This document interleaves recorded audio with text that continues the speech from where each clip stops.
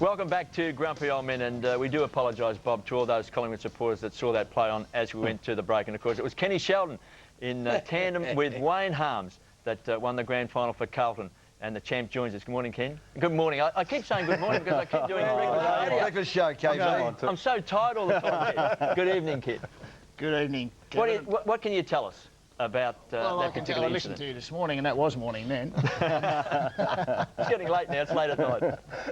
What about Wayne Harms? Was the ball out of bounds? Oh, well, sure is it. Tony, no, stop it, Tony. I was in the grandstand. Was it out? Yeah, I was going to grab it for the let's have a close Let's look. have a look. Come on. Did you know what he was going to do here?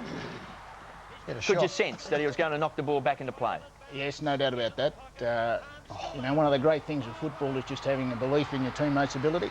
Wayne Harms was a great player, enormous pace off the blocks, great explosive power, and there was just no doubt that he was going to get there in my mind. And if he did get there, I was going to be there for support. And that was basically the essence of what it was all about, the teamwork. It was an amazing grand final because Alex Jesaulenko, of course, was the coach.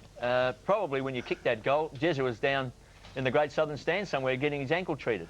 I think he was, he might have been ordering the champagne, I'm not sure, but that was a strange event. He strained his ankle and, you know, near the other end of the ground, and proceeded to take himself straight down the race with trainer's support. Never really asked him why, but it was certainly a great moment later on in the rooms when we all did come together, KB. Was he injured? Was he? Can he or just take himself off? Yeah, no. He was crook. Yeah, he was crook. Yeah, very crook bad ankle. Injury to the ankle, and couldn't partake any further. Yeah, very difficult time. I think that was one of the toughest, and I was pretty dirty, Dougie. I never got a game in that one. What happened there, Tom? I don't know. Overlooked? Well, have a look at the conditions. It was suited you beautifully. There was mud everywhere. I would have loved it, but that was one of the toughest grand finals I can remember of the modern era. It was just unbelievable, Kenny. Well, you look at the surface of the ground, and you know, nowadays the players, of course, are just such a luxury to play on carpet, almost. But yeah, it was pretty heavy, and it was a pretty heavy year that year too. You know, and to get there as a young player, it was a very, very solid slug in those grand finals, as you know. You know, at half time, you wonder really how you're going to get through them. But then the older players, such as the Dools and the Southby, say, you know, they really say, well, this is where, you know, the mark of a man, this is where the character comes through, and this is what we've worked through all year. Now's when you stand up, young man, and of course you do, you know, and you find out things about yourself that, you know, you've been there, you just find out things about yourself, and it makes you feel pretty proud when you walk through that door. Would Brucey Dool have said anything to you? Oh, indeed, yes, Bob. Did he? He was a great leader in his own right. Yeah. You know, the number 11, great player, one of the greatest I think that I've that's ever right, had. you know, but you know, the myth goes around that he never spoke, or he Probably adjusted his headband. That was enough to let him know that he was really switched on. But he did. He was a great leader by voice as well as well, Bruce and example. Sandy were a great couple and a great part of the, you know, right in the heart of the Carlton club, and you know, that very much the talkative person in the right atmosphere. Yeah. Can you tell us about growing up at Mitiamo? Where is Mitiamo, and how does a young boy from Mitiamo play with Carlton? And did they have a football team? So they certainly did have a football team. They were called the Superoos. The Superoos. Yes, and Johnny Forbes actually used to write of the many talents of the Superoos in what was called the LV, and he came down, of course, to be one of the prominent people with Puma and in sport in Melbourne. Yeah. But Mitiamo is just west of Echuca, up on the Murray, and not too far from Bendigo. And in those days, KB, football was zoned, and we were in what was called the Loddon Valley Shire, and that was in Carlton zone. Yeah. So Geelong were a mile out of Geelong zone. Yeah, Not another one. You've got another one. Another poach, yeah. The famous Billy McMasters spent many an evening in our lounge room. Yeah. You should have been fined for that, Bobby, Geelong. But and that was all hush hush, of course. Yeah. And but Keith Mills was the recruiting manager of Carlton, and then Keith McKenzie was the general manager, and that's how it all come about through the schoolboys football in those days. Under 15s in the mud and the slug at Punt Road, you know, during the May holidays, that type of thing, and then the practice game situation, the permits, played 4 or 5 permits, went back home to locally, played the rest of the year there, and the next year come down. Carlton put me through school, set me up with a family out in the Thompsons, out in Glenroy. You know, just a wonderful induction. Kenny, much money you got your first year? What sort of? What was it like your first year? Was it 77, 70? The chaff wasn't real big then. Although you know, look, It was Probably big then. comparatively. It was big then, that's right. Comparatively, it was pretty reasonable. It was all right. And, you know, What are we talking, 30, 20, 10,000? You're able to look after yourself, Doug. The best ones were after the wins, but of course the taxman come along and fixed all that up too. And I heard, you know, we were talking earlier about the after matches, and it'd be interesting, the budget lines in the clubs. You know, I'm not sure what it would have cost at the start of every year, what the general finance managers, those type of things, would have said, well, hey, what are we going to do with these? On the aftermatch? Yeah, what are we going to do with these aftermatches? But they just stopped them, didn't they, Tony? And they were a great part of, you know... A couple of dozen bottles of beer, and they said it was too much money. Couldn't go on with it. Yeah, and but anyway, that's good times. We compensated in other ways. There was a great mosquito fleet down at Carlton, wasn't there? Yourself and Alex Marcoux and Rod Ashman. You could throw in Wayne Harms, although he was Buckley. probably built like a tank. You know, Jimmy Buckley. Wayne Johnson. Wayne Johnson. I mean, these were great players, you know, at grand level. And when you look at that grand final, I suppose that grand final probably suited you, you know, because you had these types of players running around.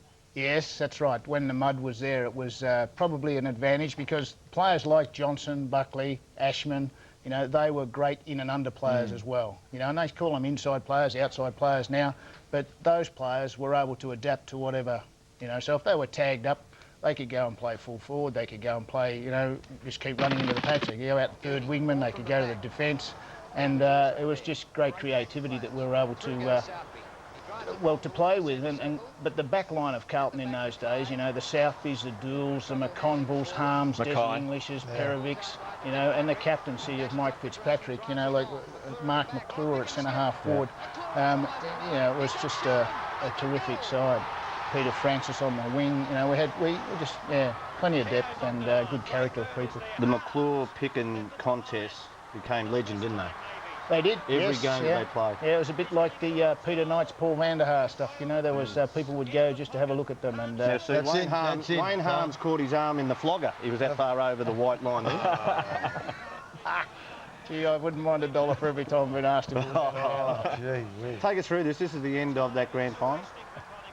Yeah, well, it was interesting then. Like, you know, it's the closest of margins, your 5 points, and you've, of course, got to make sure that you create the net so the ball can't come out of defence.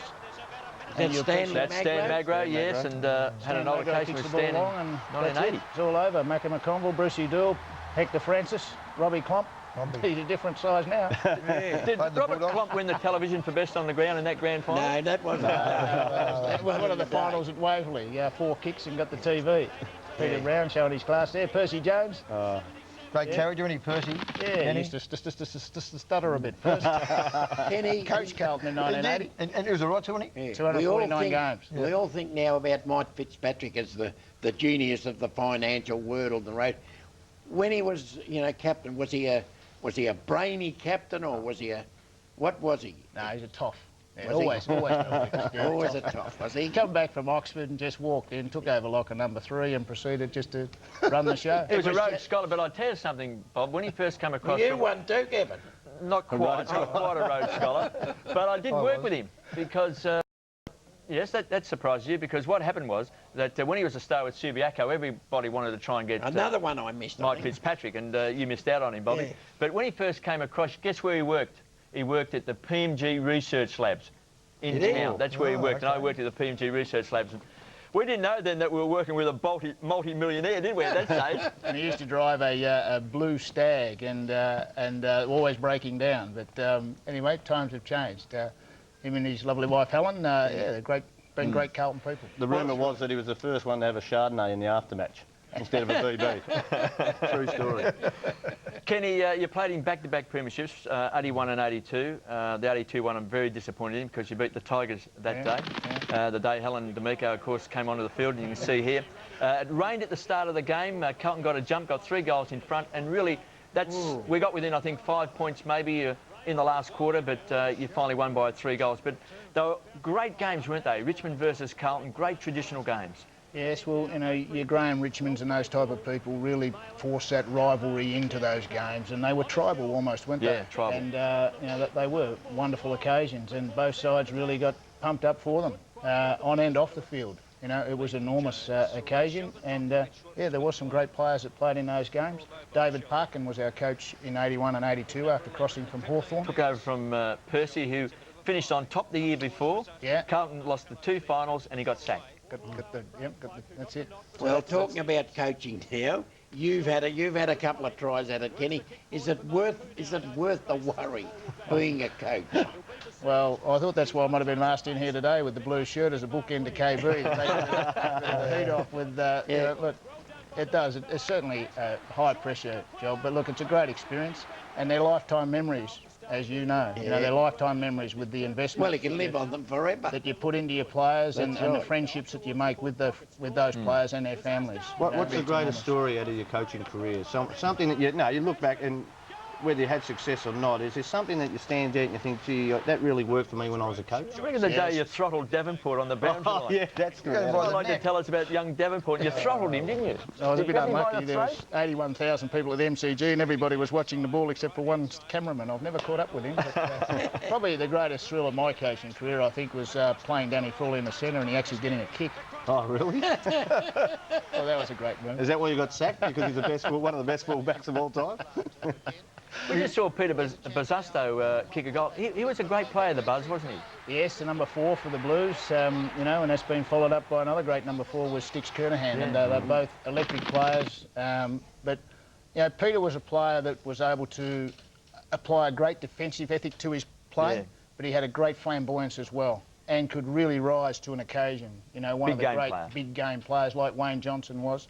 And the mix, you know, Jim Buckley, the mix of these players, as I said, the mix and the rotations that we were able to throw in, combined with the genius of the likes of a Fitzpatrick, McClure up forward, the smart, savvy players, and a really solid defence, was what held our side together in big games. Was McClure one of those, really one of those, McClure? A very good workhorse mark and a very smart player. Yeah. What about the Saints getting the sack, Kenny? Was there a reason why? You didn't do much wrong. You made the finals, the didn't first you? prize in 73 or whatever it was. Was it Collingwood out at Waverley that you beat us, coach? Yeah, we Was did. the salary cap? Salary cap. Okay, was there a reason? Because you done nothing wrong. I thought you coached them very well in your times. What happened there? Probably didn't do much wrong, but not quite enough right, I suppose. Look, at the end of the day, I'm not quite sure the reasons. They just look to make a move.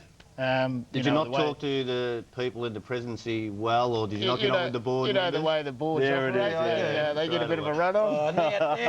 Grumpy. That'll be his grumpy old comment next week. I just want to know how he got on with the board. Can I tell you this? The board said they had total faith in him when he got sacked. I knew I was going. Can I tell you one thing? Geelong will last for 4 years in a row. I got the job and said we'd be premiers in 3 years. We were never out the 4. Mm-hmm. And then they said, I think we'll advertise for a coach. Why? I don't know. Didn't get on with the president. I didn't put in. I can tell you this, Bob. Simon O'Donnell, of course, is a famous Australian cricketer and also played football with St Kilda. He was a great schoolboy footballer with Assumption College. Yeah. He was telling me that he was asked to go on to the St Kilda board. And he went along to his first board meeting and he thought, well, this would be terrific, first board meeting down at St Kilda. And, you know, I'll just sit around and I'll see what happens. And he met the board members as they went in. They all sat down, had a cup of tea, and they sat there. And he sat down. They said, Kenny Sheldon's coming in. He said, oh, this will be nice. We'll have a chat to Ken about the season and what we're going to do and all that sort of stuff and next year. And he said, they brought Ken in. They said, Ken, you're sacked. he just sat there. He just couldn't believe it. His very first board meeting. And he's sacking the coach. Yeah, it's great. Look, it's a great point of conversation with Simon when I do see him out and about. You know, he sacked you. That's right. You know, he was a deciding vote. And was he? He wasn't, was he?